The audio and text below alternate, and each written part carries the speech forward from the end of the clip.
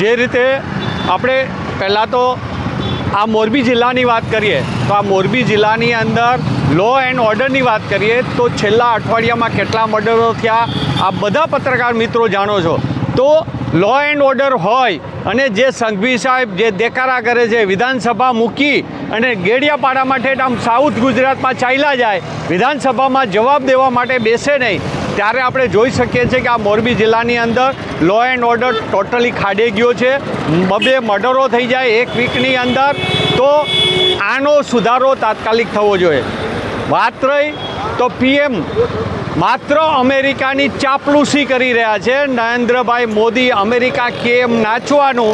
અને આપણે જોયું છે કે ભૂતકાળમાં અમેરિકન મીડિયા દ્વારા પણ આપણે જાણ્યું છે, ફોરેનના બીજા મીડિયા દ્વારા જાણ્યું છે કે નરેન્દ્રભાઈ અમેરિકાના પ્રમુખશ્રીના કહેવા ઉપર ડાન્સ પણ કરે છે અને કેટલા જગ્યાએ ક્યાં એના નામ ખુલ્યા છે કે જે આપણે શરમ આવે કે આપણા આવા પ્રાઇમ મિનિસ્ટરનું નામ આવવામાં આવે ત્યારે આપણા માટે આ શું છે, એના માટે છે।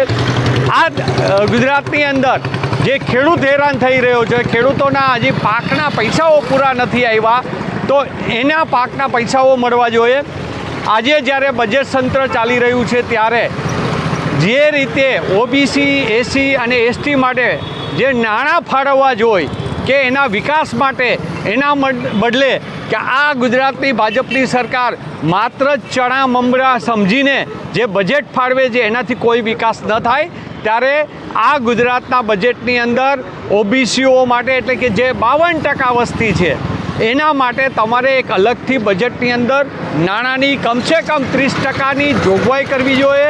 એસસી, એસટી, આદિવાસીઓ માટે જોગવાઈ કરવી જોઈએ કે જેના હકીકતમાં એનો વિકાસ થઈ શકે, પણ જેના ચણા મમરા પણ આપણે ખરીદી ન શકીએ એવું બજેટમાં વ્યવસ્થા કરે તે યોગ્ય નથી। તો એની પણ અમારી માંગણી છે કે આ થવું જોઈએ।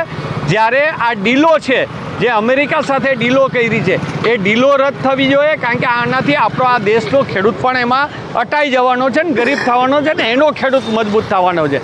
જ્યારે આપણે જોયું છે કે 2 દિવસની અંદર કે આપણી કંપનીઓ, સોલારની જે કંપનીઓ ત્યાં જાય તો એની ઉપર કેટલા ટકાઓ ટેક્સ નાખી દીધા અને આપણે એને આમંત્રણ આવીએ કે આવો અહીંયા તમારે ટેક્સ ભરવાની જરૂર નથી, તમે અમને બરબાદ કરી જાઓ અને તમે રૂપિયા બનાવી જાઓ। એ રીતે જ્યારે આ ભાજપની સરકાર, નરેન્દ્રભાઈની સરકાર ડીલ કરતી હોય તો આ તમામ ડીલો છે એ રદ થવી જોઈએ, કારણ કે આ હિન્દુસ્તાનના લોકોના હિતમાં રદ થવી જોઈએ। મહેશ રાજપૂત, ઓબીસી ડિપાર્ટમેન્ટના ચેરમેન, ગુજરાત પ્રદેશ કોંગ્રેસ સમિતિ।